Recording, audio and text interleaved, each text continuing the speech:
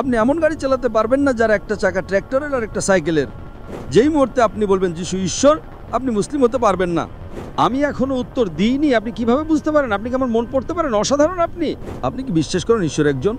হ্যাঁ। আপনি কি বিশ্বাস করেন ঈশ্বরের কোনো প্রতিমা নেই? হ্যাঁ। আপনি কি বিশ্বাস করেন মূর্তি পূজা ভুল? হ্যাঁ। আপনি কি বিশ্বাস করেন প্রফেট মুহাম্মদ সাল্লাল্লাহু আলাইহি ওয়াসাল্লাম ঈশ্বরের একজন বার্তাবাহক? আপনি কি আরবিতে বলতে চাইবেন যে ঈশ্বর এক এবং নবী মুহাম্মদ ঈশ্বর বার্তাবাহক? না। হৃদয়ের প্রশান্তি।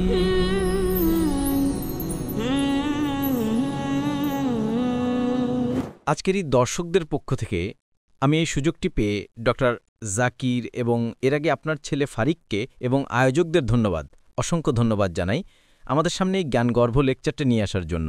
এবং আজ আপনাকে সরাসরি দেখতে পেয়ে আমি খুবই আনন্দিত। এবং শান্তি ও সম্প্রীতি সম্পর্কে আপনি যা বলেন আমি এটা খুব বিশ্বাস করি। আমি মনে করি আজকের এই নারীর অধিকার এবং বিশ্বজনীন ভ্রাতৃত্ববোধের বিষয়টি খুবই সময়োপযোগী। হ্যাঁ, এবং আমাকে শুধরে দেবেন যদি আমি কোনো ভুল কথা বলি। আমি শুধু জানতে চাই, অনেক বিষয় আছে যেগুলোতে আমি আপনার সাথে একমত, এবং আমি মনে করি এর মূল সারাংশ হলো যেমনটা আপনি শুরুতে বলেছিলেন, আমরা যদি বিশ্বের প্রধান 5টি ধর্মের অনুসারী হই, আমরা যদি জ্ঞানী হই, অর্থাৎ আমরা যদি সব প্রধান ধর্মের মূল চেতনাকে সত্যিকার অর্থে বুঝি, তাহলে আমরা একটি সাধারণ বিন্দুতে পৌঁছাবো। আপনি যেই পরিভাষায় ব্যবহার করুন না কেন, ঈশ্বর হোক, আল্লাহ হোক, ধর্ম হোক বা দাও হোক, আসলে এর মূল অর্থ সেই একজন এবং একমাত্র সত্তাই, ঠিক তো? তাই আমরা যদি এটা মেনে নিতে পারি তাহলে আন্তধর্মীয় সংলাপ আসলে শান্তি এবং সম্প্রীতির পথ খুলে দেবে, এবং সেখানে কোনো ভেদাভেদ থাকবে না, বরং বৈচিত্র্যের মধ্যে সম্প্রীতি থাকবে। হ্যাঁ, এবং আমি মনে করি আমার একটি প্রসঙ্গত আমার নাম রিচার্ড, আমি একজন এক্সিকিউটিভ রিক্রুটার। আমার জন্য, যদি আমি জন্মসূত্রে বৌদ্ধ কিন্তু আমি ইসলাম নিয়ে পড়াশোনা করি, এবং কেউ যদি আমাকে মুসলিম বলে তবে আমি তাতে খুব গর্ববোধ করি। হ্যাঁ, এবং কেউ যদি বলে আমি একজন ভালো খ্রিস্টান, তাতেও আমি গর্বিত, কারণ কোরআনে আমার প্রিয় আয়াত হলো সূরা মায়েদা আয়াত 48। আমার মনে হয় সেখানে খুব পরিষ্কারভাবে বলা হয়েছে যে জানেন, আমরা যে ভালো কাজগুলো করি সেটাই বেশি গুরুত্বপূর্ণ। ঠিক, এটা খুব একটা কারণ ঈশ্বর যদি চাইতেন তবে তিনি আমাদের সবাইকে এক জাতি হিসেবেই তৈরি করতে পারতেন, তাই না? এজন্যই তিনি আমাদের অনেক ধর্ম দিয়েছেন, ঠিক। কিন্তু তিনি শুধু আমাদের পরীক্ষা করতে চান, যা তিনি আমাদের দিয়েছেন তা দিয়ে, কিন্তু আসলে আমাদের সবার চূড়ান্ত গন্তব্য ঈশ্বরের দিকেই। এবং আমাদের মধ্যে যদি আজ কোনো মতপার্থক্য থাকে, আমরা যদি ধর্মগ্রন্থগুলোতে ফিরে যাই, সেটা কোরআন হোক বা বাইবেল হোক বা বৌদ্ধ ধর্মের সূত্র হোক বা বেদ হোক, আমরা দেখব যে আসলে এটা একই জিনিসের দিকে ইঙ্গিত করে, যা আপনি আগে উল্লেখ করেছেন। আমার দুটি প্রশ্ন আছে যা সম্পর্কিত। প্রথমটি নারীর অধিকার সম্পর্কে। আমি মনে করি আন্তধর্মীয় বিবাহ সম্পর্কে আসলে কোরআন থেকে, আমাকে শুধরে দেবেন যদি ভুল হই, আমার মনে হয় সূরা মায়েদা আয়াত 5 বলা হয়েছে যে বিয়ের জন্য তোমাদের জন্য হালাল হলো বিশ্বাসী নারী বা আহলে কিতাব বা গ্রন্থধারীদের সতী নারীরা, ঠিক তো? কিন্তু অবশ্যই এটা নির্ভর করবে আপনি কি আক্ষরিক ব্যাখ্যা নেবেন নাকি আপনি মূল উদ্দেশ্য আলশারিয়া বা মূল ভাবার্থ নেবেন। যদি আপনি আক্ষরিক অর্থ নেন, অবশ্যই কিছু লোক আসলে এমন সিদ্ধান্তে আসবে যা আজ অনেক বেশিরভাগ মুসলিম সরকার দ্বারা সমর্থিত, ঠিক, যেখানে বলা হয় একজন মুসলিম পুরুষ আহলে কিতাবের নারীকে বিয়ে করতে পারবে, কিন্তু উল্টোটা নারীরা পারবে না, ঠিক। কারণ আক্ষরিক অর্থে সেটা শুধু সতী নারীর কথা বলা হয়েছে, সৎ পুরুষের কথা বলা হয়নি, ঠিক তো? যদি আপনি আক্ষরিক দৃষ্টিভঙ্গি দেখেন, কিন্তু যদি আপনি মূল উদ্দেশ্য বা মূল ভাবার্থের দৃষ্টিভঙ্গি দেখেন, এবং কিছুক্ষণ আগে আপনি নারীর সমতা নিয়ে কথা বললেন, এবং আমরা জানি আমাদের সেই সময়ের ভাষার দিকে তাকাতে হবে, কারণ সেই দিনগুলোতে যেমন আমরা উল্লেখ করি ম্যানকাইন্ড বলতে পুরুষ এবং নারী উভয়কে বোঝায়, ঠিক একইভাবে আমরা যখন চেয়ারম্যান বলি সেটা একজন নারীও হতে পারে, তাই আজ আমরা হিউম্যান কাইন্ড এবং চেয়ারপারসন ব্যবহার করি। সুতরাং, এবং সেই সময় সংস্কৃতির কারণে বেশিরভাগ সময় পুরুষদের দ্বারা সম্বোধন করা হতো, কিন্তু নারীদেরও বোঝানো হতো। তাই আমরা যদি সেভাবে ব্যাখ্যা করি তবে এটাও নির্দেশ করে বা এটাও বোঝায় যে আসলে নারীদেরও আহলে কিতাবের পুরুষদের বিয়ে করার অনুমতি দেওয়া উচিত। সুতরাং এখন বিতর্কের বিষয় হলো আহলে কিতাবের সংজ্ঞা কি, ঠিক তো? তো অবশ্যই অনেক মালয়েশিয়া সহ অনেক সরকার, আমি মনে করি তারা বেশ কঠোর ব্যাখ্যা গ্রহণ করে, এতটাই যে তারা দাবি করেন বর্তমানে বিশুদ্ধ আহলে কিতাব বা গ্রন্থধারী বলে কিছু নেই। কিন্তু আমি আপনার আস্থা ধার করতে চাই এই অর্থে যে আমরা সাধারণ ভিত্তি, সাধারণ মিলগুলো খুঁজে বের করি, এই অর্থে যে এই বইটি আমি আপনাকে পরে দেব। এই বইটি রাজা শাহের স্কলারদের দ্বারা জর্ডানের প্রিন্সের কমন গ্রাউন্ড ইনিশিয়েটিভের উদ্যোগে লেখা, এবং এটি আসলে কোরআনের আয়াত থেকে অনেক প্রমাণ ধারণ করে। উদাহরণস্বরূপ এটি 7:19 যা আসলে উপসংহার করে যে বৌদ্ধ ধর্মের মতো ধর্মগুলোকেও আহলে কিতাব বা গ্রন্থধারী হিসেবে বিবেচনা করা হয়। তাই আমার প্রশ্ন হলো এইসব কিছুর আলোকে এবং আরও ভাই আমি একটা প্রশ্ন পেয়েছি আচ্ছা। আপনি দুটো প্রশ্ন করেছেন, সংক্ষেপে বলুন। যেমন মডারেটর বললেন যদি 2 বাক্য হয় তবে সেটা প্রশ্ন, এর চেয়ে বড় হলে সেটা ভাষণ হয়ে যায়। দুঃখিত, কারণ আমি ভেবেছিলাম মূলত আমি বুঝতে পেরেছি ভাই, আমি দুটো প্রশ্ন পেয়েছি। প্রধানত আহলে কিতাবের সাথে বিয়ে নিয়ে, সূরা মায়দা অধ্যায় 5 আয়াত নম্বর 5-এ, এবং বৌদ্ধদের আহলে কিতাব বলা যাবে কিনা সেই সম্পর্কে। ঠিক দুটি প্রশ্ন। আচ্ছা, তবে আমাকে উত্তর দিতে দিন। আচ্ছা ঠিক আছে, আমি শুধু নিশ্চিত অন্য আরো করছি। একটি প্রশ্ন। না, আমি শুধু 1 নম্বর, কুরআনের সত্যের আলোকে মুসলিম নারীদের কি বিয়ে করার অনুমতি দেওয়া উচিত? আমি বুঝতে পেরেছি, আমি প্রশ্নটা পেয়েছি। পুনরাবৃত্তি করার দরকার নেই, আমার স্মৃতিশক্তি মাশাআল্লাহ খুব ভালো। আচ্ছা, অনেক ধন্যবাদ, আপনাকে অনেক ধন্যবাদ। আচ্ছা ঠিক আছে। এবং প্রশ্নের আগে আপনি একটা বিবৃতি দিয়েছেন, আমি উত্তর দেওয়ার পর সেটার উপর মন্তব্য করব। আপনার করা দুটি প্রশ্নের আগে আপনি কিছু বিবৃতি দিয়েছেন যা আমার মনে আছে, আমি উত্তর দেওয়ার পর সেগুলোতে মন্তব্য আচ্ছা করব। ঠিক আছে, অনেক ধন্যবাদ। প্রশ্নে আসছি যে কোরআনের সূরা মায়দা অধ্যায় 5 আয়াত নম্বর 5-এ বলা হয়েছে যে আজ তোমাদের জন্য হালাল করা হলো আহলে কিতাবদের খাদ্য এবং আহলে কিতাবদের সতী নারীরা। সুতরাং এর উপর ভিত্তি করে একজন মুসলিম পুরুষ আহলে কিতাব বা গ্রন্থধারীদের মধ্য থেকে একজন সতী নারীকে বিয়ে করতে পারে। কিন্তু কেন এর উল্টোটা অনুমোদিত নয়, তার ব্যাখ্যা হলো অনেক সময় যখন চেয়ারম্যান শব্দটা ব্যবহার করা হয় তখন এর মধ্যে নারীও অন্তর্ভুক্ত থাকে। তারা কি চেয়ারম্যান হতে পারে? যখন আপনি ম্যানকাইন্ড বলেন এর অর্থ হিউম্যান কাইন্ড। আরবি ভাষাতেও কোরআনও একই রকম। যখন তারা মানুষের জন্য বলে অনেক সময়, অধিকাংশ সময়ই এর মধ্যে নারী অন্তর্ভুক্ত থাকে, কিন্তু সব সময় নয়। উদাহরণস্বরূপ ডাক্তার হিসেবে আমি যদি বলি একজন নারী সন্তানের জন্ম দেয়, এটা নারী, এটা পুরুষ নয়।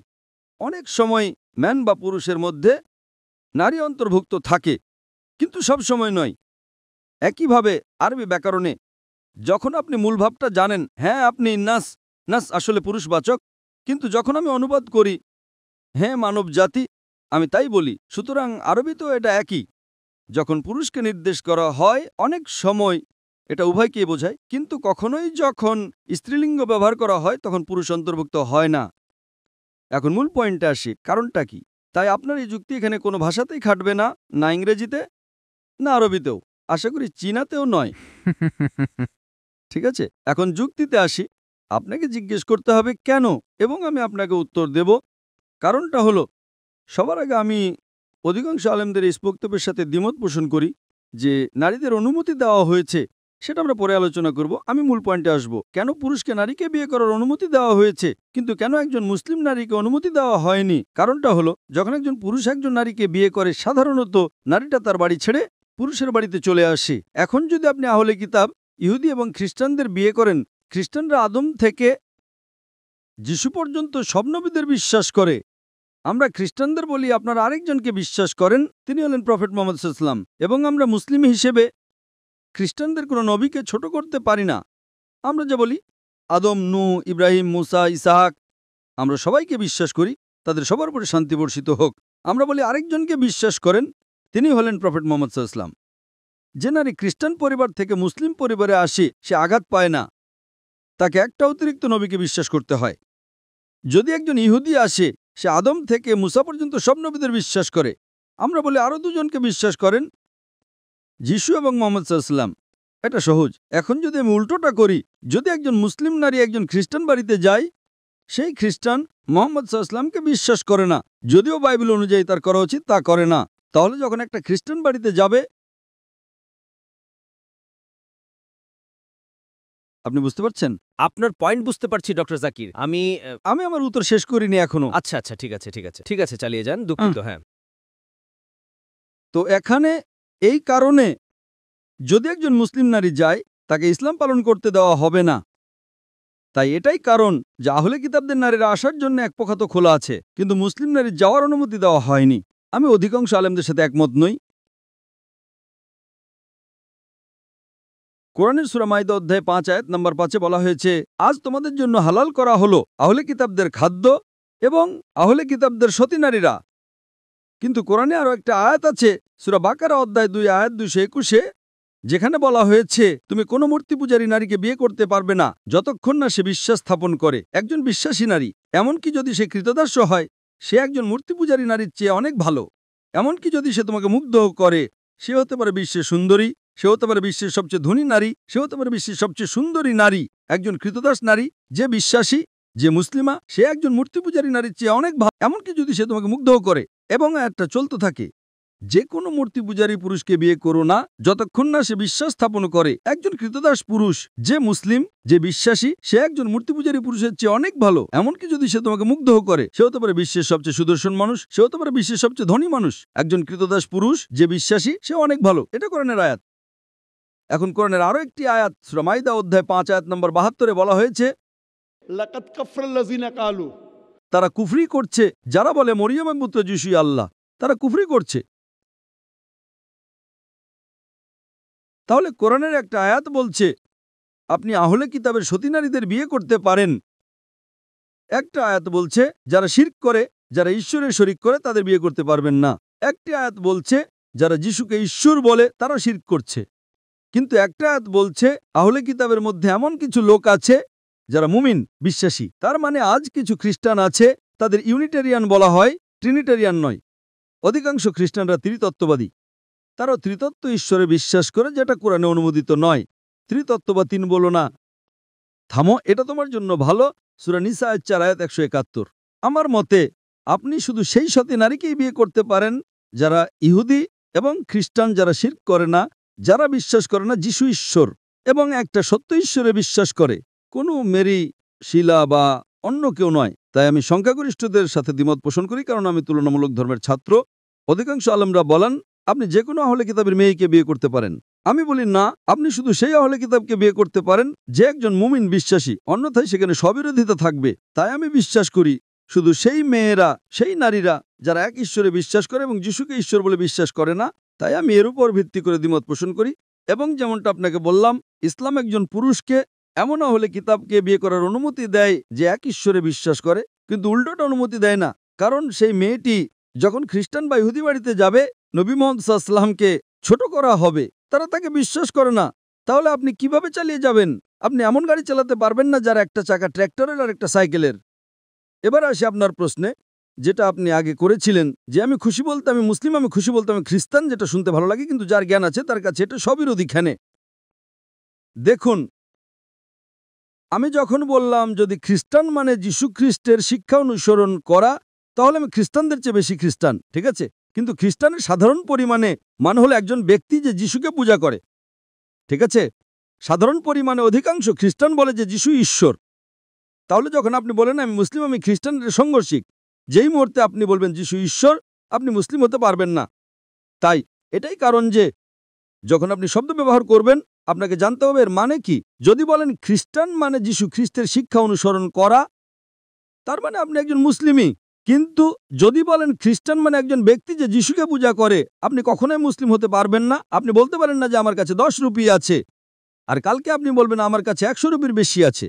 আমি বিশ্বাস করি না যিশু ঈশ্বরের পুত্র। সঠিক, তার মানে আপনি সাধারণ খ্রিস্টানদের মতো নন। খুব ভালো। তাহলে যদি আপনি বলেন আমি মুসলিম, আমি আপনাকে মেনে নিতে পারি। খুব ভালো। তাই এটা কারণ যখন আপনি তুলনামূলক ধর্মতত্ত্ব নিয়ে কাজ করেন, আমি খুব সতর্ক থাকি। যখন আমি বলি আমি একজন হিন্দু, ভৌগোলিকভাবে আমি একজন হিন্দু। একই সময় আমি বলি যদি আপনি বলেন হিন্দু মানে একজন ব্যক্তি যে মূর্তি পূজা করে, তাহলে আমি হিন্দু নই। আমি এটা পরিষ্কার করে দেই। আমি সবাইকে খুশি করার চেষ্টা করি না, লাভ দেই না। আপনি বুঝতে পারছেন? তাই একইভাবে যদি আপনি বলেন আমি মুসলিম, মুসলিম মানে যে নিজের ইচ্ছাকে ঈশ্বরের কাছে সমর্পণ করে, যে বিশ্বাস করে ঈশ্বর একজন, যে বিশ্বাস করে ঈশ্বরের কোনো প্রতিমা নেই, যে মূর্তি পূজায় বিশ্বাস করে না, এবং যে বিশ্বাস করে প্রফেট মুহাম্মদ সাল্লাল্লাহু আলাইহি ওয়াসাল্লাম সর্বশেষ এবং চূড়ান্ত নবী। ভাই, আপনি কি বিশ্বাস করেন ঈশ্বর একজন? হ্যাঁ। আপনি কি বিশ্বাস করেন ঈশ্বরের কোনো প্রতিমা নেই? হ্যাঁ। আপনি কি বিশ্বাস করেন মূর্তি পূজা ভুল? হ্যাঁ। আপনি কি বিশ্বাস করেন প্রফেট মুহাম্মদ সাল্লাল্লাহু আলাইহি ওয়াসাল্লাম ঈশ্বরের একজন বার্তাবাহক? মানে কোরআন অনুযায়ী এটাই সার্থবস্ত করে। হ্যাঁ। আপনি কি বিশ্বাস করেন? একই পয়েন্টে আমি বিশ্বাস করি। আপনি যদি বিশ্বাস করেন ঈশ্বর এক, এবং আপনি যদি বিশ্বাস করেন মূর্তি পূজা ভুল, এবং আপনি যদি বিশ্বাস করেন নবী মুহাম্মদ ঈশ্বরের একজন বার্তাবাহক, তবে আপনি একজন মুসলিম।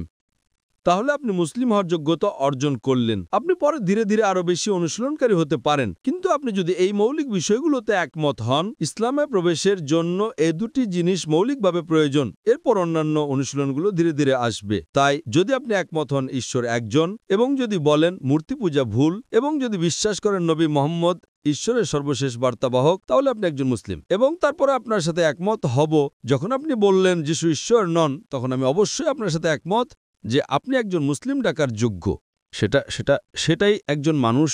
যখন আমি বলি ভালো, খুব ভালো, যখন আমি বলি আমি একজন ভালো খ্রিস্টান হতে পারি, যিশুর সত্যিকারের শিক্ষা অনুসরণ করে আমার মতো খুব ভালো, আমি আপনার সাথে আছি। এমনকি আমিও একজন ভালো খ্রিস্টান। আমি যা বুঝিয়েছি সে কারণে আমি কিছু পটভূমি ব্যাখ্যা করার কষ্ট করেছি, শুধু এটা পরিষ্কার করার জন্য যে জানেন আমাদের সবাইকে উৎসাহিত করতে হবে ফিরে যেতে সব গ্রন্থশাস্ত্রের মূল চেতনা এবং সত্যের দিকে। ভাই, অনুসারীরা যা করে তার গরিষ্ঠ অংশ নয়। খুব ভালো গরিষ্ঠ অংশ। আমি আপনার সাথে একমত, ভুলভাবে বলে। আমি আপনার সাথে একমত, সংখ্যাগরিষ্ঠরা সবসময় সঠিক হয় না। আমি আপনার সাথে একমত, আপনাকে ধর্মগ্রন্থ অনুসরণ করতে হবে, চার্চকে নয়। ভাই, এখন ইংরেজিতে যা বললেন যে আমি মুসলিম ইতালি, আপনি কি সেটা আরবিতে বলতে চাইবেন? আপনি কি আরবিতে বলতে চাইবেন যে ঈশ্বর এক এবং নবী মোহাম্মদ ঈশ্বর বার্তাবাহক? না, আমি মনে করি শুধু প্রফেসর তারিক রামাদানের একটা কথা ধার করছি। তিনি খুব প্রফেসর তারিক রামাদান। হ্যাঁ, আমি তার একটা সেশন উপস্থিত ছিলাম। আমার মনে হয় তিনি খুব সঠিকভাবে বলেছিলেন। তিনি বলেন তার ইসলাম নিয়ে কোনো সমস্যা নেই, কিন্তু শুধু কিছু মুসলিমদের নিয়ে। অন্যান্য ধর্মগ্রন্থ নিয়েও তার কোনো সমস্যা নেই, বাইবেল বা সূত্র বা বেদ তাদের আসল রূপে। ঠিক যেমন আপনি বললেন জানেন, ঠিক তারা এক সত্তায় বিশ্বাস করে বা এক ঈশ্বরে, কিন্তু অনুসারীরা তাদের গরিষ্ঠ অংশ একই কথা। আমি এখানে মুসলিমদের রক্ষা করতে আসিনি। প্রত্যেকটি সম্প্রদায়ের মধ্যে কুলাঙ্গার আছে। আমি এখানে ইসলাম সম্পর্কে বলতে এসেছি। আর যখন আপনি ইসলাম অনুসরণ করতে চাইবেন, মুসলিমদের দিকে তাকাবেন না, কোরআনের দিকে তাকান। আমি আপনাকে জিজ্ঞেস করছি যে একবার যখন আপনি বিশ্বাস করেন ঈশ্বর এক এবং আপনি বিশ্বাস করেন মূর্তি পূজা ভুল, এবং যদি বিশ্বাস করেন নবী মুহাম্মদ ঈশ্বরের একজন বার্তাবাহক, তাহলে আপনি একজন মুসলিম। এটা স্কুলে প্রবেশের জন্য মৌলিক, স্কুলে ভর্তির জন্য প্রথম শ্রেণী, তারপর আপনি দ্বিতীয়, তৃতীয়, চতুর্থ শ্রেণীতে পরে যেতে পারেন। আমি আপনাকে যা জিজ্ঞেস করছি, আপনি কি ইসলামের স্কুলে নিজেকে ভর্তি করতে চান? ডক্টর জাকির, সূরা মায়েদা আয়াত 48-এর উপর ভিত্তি করে আমার মনে হয় আল্লাহ বা ঈশ্বর এটা খুব পরিষ্কার করে দিয়েছেন যে এটা তার ইচ্ছা নয়। জানেন, তিনি বলেছেন যদি আমি ইচ্ছা করতাম তোমাদের এক জাতি বানাতাম, কিন্তু এটা তার পরিকল্পনা নয়। অন্য কথায় আল্লাহ ভালো জানেন এবং সব জানেন। কোরআনের সেই আয়াতে যদি তিনি চাইতেন, তিনি সবাইকে বিশ্বাসী বানাতে পারতেন। তাহলে পরীক্ষাটা কোথায়? যদি শিক্ষক বলেন আমি চাইলে সবাইকে পাশ করাতে পারি, তাহলে কেউ পড়াশোনা করবে না। তাই আল্লাহ বলছেন তার জন্য সবাইকে বিশ্বাসী বানানো খুব সহজ। কিন্তু যেহেতু এটা পরীক্ষামূলক, যেমন সূরা মুলক অধ্যায় 16 সূরা নম্বর 2, আল্লাযী খালাকাল মাউতা ওয়াল হায়াতা, তিনি হলেন আল্লাহ যিনি মৃত্যু এবং জীবন সৃষ্টি করেছেন পরীক্ষা করার জন্য তোমাদের মধ্যে কে কর্ম উত্তম। আসলে যদি তিনি সবাইকে বিশ্বাসী বানাতেন তাহলে পরীক্ষাটা কোথায়? তিনি তো সেই সৃষ্টি তৈরি করেছেন। ফেরেশতারা সবসময় সর্বশক্তিমান আল্লাহর আদেশ মেনে চলে, কিন্তু মানুষকে স্বাধীন ইচ্ছা দেওয়া হয়েছে। যদি আল্লাহর আদেশ মানে তাহলে তারা ফেরেশতাদেরও শ্রেষ্ঠ, যদি স্বাধীন ইচ্ছার পরেও অমান্য করে তাহলে তারা ফেরেশতাদের নিচে নেমে যায়। এই ক্ষেত্রে আমি বরং এই অনুচ্ছেদটিকে আহলে কিতাব এবং মুসলিমদের মধ্যে পার্থক্য হিসেবে ব্যাখ্যা করব। মানে আমি এখন আপনার দ্বিতীয় প্রশ্নে আসিনি। আহলে কিতাব, ঠিক আছে, আপনার আহলে কিতাবের প্রশ্ন আমি এখনো ওটাতে আসিনি। আপনি প্রথম প্রশ্ন করেছেন, তারপর প্রশ্ন করার আগে যা বলেছেন তারপর মন্তব্য করেছি। আহলে কিতাব সম্পর্কে এখনো বলিনি। ঠিক আছে, আমি কি দুটো সাধারণ পয়েন্টে উপসংহার টানতে পারি যা আমাদের মধ্যে সাধারণ মিল আছে। 1 নম্বর, আমার মনে হয় আপনি একমত হবেন যে বেশিরভাগ সময়, সব সময় না হলেও, যখন কোরআন বা অন্য কোনো পাঠ্য যা আমরা দেখি জানেন সেই সংস্কৃতের ভাষায়, এমনকি আজও জানেন যখন আপনি একজন ম্যান সম্পর্কে কথা বলেন এটি একটি নারীকে অন্তর্ভুক্ত করে তো। কিন্তু সেই উত্তর আমি আপনাকে দিলাম ভাই এখন। হ্যাঁ, আবার একই প্রশ্নে ফিরে আসছেন। আপনি কি আমার উত্তর ভুলে গেছেন? না, জাস্ট একমত চাই। কিন্তু আপনি বলেন ওমেন মানে পুরুষ অন্তর্ভুক্ত না, মানে আমাকে একটু সামনে এগোতে দিন। আমি দ্বিতীয় প্রশ্নের উত্তর দিইনি, আপনি তৃতীয় প্রশ্ন করছেন। কারণ মডারেটর বলেছেন একবার একটা প্রশ্ন, আমি দ্বিতীয় প্রশ্নের উত্তর দেব, তারপর লাইনের পিছনে যান। ডক্টর জাকির, আমাকে ভুল বুঝবেন না। আমি আপনার ভুল বুঝতে পারছি না, আপনাকে ঠিকই বুঝতে পারছি। কিন্তু মডারেটর বলেছেন একবার একটা প্রশ্ন, লাইনের পিছনে যান, আমি দ্বিতীয় প্রশ্নের উত্তর দেব। আমি উত্তর দিতে ভালোবাসবো, আমি এখানে থাকবো। সবাই চলে গেলেও আমি থাকবো, আমি আপনাকে কথা দিচ্ছি। হ্যাঁ, অনেক ধন্যবাদ। আমাকে দ্বিতীয় প্রশ্নের উত্তর দিতে দিন। আপনি অন্য মুসলিমদের পেছনে যেতে পারেন, আমি থাকবো, আমি চলে যাব না। কিন্তু প্রথম প্রশ্ন আমাকে এখন আপনার দ্বিতীয় প্রশ্নের উত্তর দিতে হবে। ও, কিন্তু আমি কি উত্তর দিয়েছি? আপনি কি উত্তর পেয়েছেন? আমি কি উত্তর দিয়েছি? ও, আচ্ছা ঠিক আছে, আমি আপনার অবস্থান বুঝতে পারছি। আমি এখনো উত্তর দিইনি। আপনি কিভাবে বুঝতে পারেন? আপনি কি আমার মন পড়তে পারেন? অসাধারণ আপনি। আমি তো দুঃখিত ডক্টর জাকির নায়েক, উত্তর শুরুই করিনি। ডক্টর জাকির নায়েক, আমি প্রথম উত্তরের কথা বলছি। আপনি কথা বলেছেন তাই আমি মনে করি আমি জানি আপনি কি বলেছেন, কারণ সব দর্শক জানে আপনি কি বলেছেন। প্রথম উত্তরের দ্বিতীয় উত্তর আমি কোথায় দিয়েছি? কারণ প্রথম উত্তরটিতে আমি কিছু জায়গায় মত পার্থক্য পোষণ করি, তাই আপনি কি আমাকে আমার দৃষ্টিভঙ্গি দেওয়ার অনুমতি দেবেন? আমি কিউ এর শেষে পছন্দ করব, কিউ এর শেষে আমি দ্বিতীয় উত্তর দেবো, তারপর লাইনের পেছনে যান। আমি পছন্দ করতাম, কিন্তু এখানে প্রায় 7-8 হাজার 10 হাজার মানুষ আছে, 4000 অডিটোরিয়াম, 6000 বাইরে, তাই আপনি লাইনের পেছনে যেতে পারেন। আমি শুধু আপনার দ্বিতীয় প্রশ্নের উত্তরটা দিই। দ্বিতীয় প্রশ্ন আপনি করেছেন যে আমরা কি বৌদ্ধদের আহলে কিতাব হিসেবে বিবেচনা করতে পারি? আহলে কিতাব মানে আরবিতে বইয়ের লোক, কিতাব মানে বইও হয়, আবার কিতাব মানে প্রত্যাদেশও হয়। সেই হিসেবে আমাদেরও বই আছে, এমনটি মুসলিমরাও আহলে কিতাব। কোরআনে ব্যবহার করা পরিভাষা আহলে কিতাব বিশেষ করে ইহুদি এবং খ্রিস্টানদের নির্দেশ করে, আর অন্য কাউকে নয়। আহলে কিতাব একটা শব্দ যার অর্থ বইয়ের লোক, কিন্তু কোরআনের প্রসঙ্গে এটা শুধুমাত্র ইহুদি এবং খ্রিস্টানদের বোঝা, অন্য কাউকে নয়। আমাদের অনেক নবী আছেন, কিন্তু কোরআন যখন বলে হে নবী তোমার স্ত্রী এবং বিশ্বাসী নারীদের বলো, এর মানে শুধু একজন নবী, নবী মুহাম্মদ সাল্লাল্লাহু আলাইহি ওয়াসাল্লাম, তাদের উপর শান্তি বর্ষিত হোক। তাই যদি আপনি ভাষা জানেন তাহলে বুঝতে পারবেন যে যখন কোরআন বলে হে নবী এটা করো, এটা শুধু শেষ এবং চূড়ান্ত নবী মুহাম্মদকে নির্দেশ করছে, আর আগের নবীদের নয়। একইভাবে আহলে কিতাব মানে বইয়ের লোক, সংজ্ঞানয়তে মুসলিমরা বইয়ের লোক, কিন্তু যখন কোরআন এটা বলে, এটা মুসলিমদের নির্দেশ করে না, এটা শুধুমাত্র ইহুদি এবং খ্রিস্টানদের নির্দেশ করে, অন্য কাউকে নয়। এটা খুবই পরিষ্কার। যদি আপনি জানেন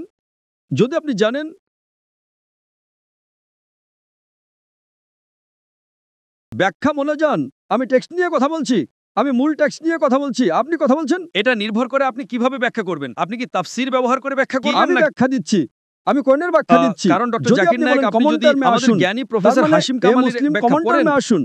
এর মানে কি?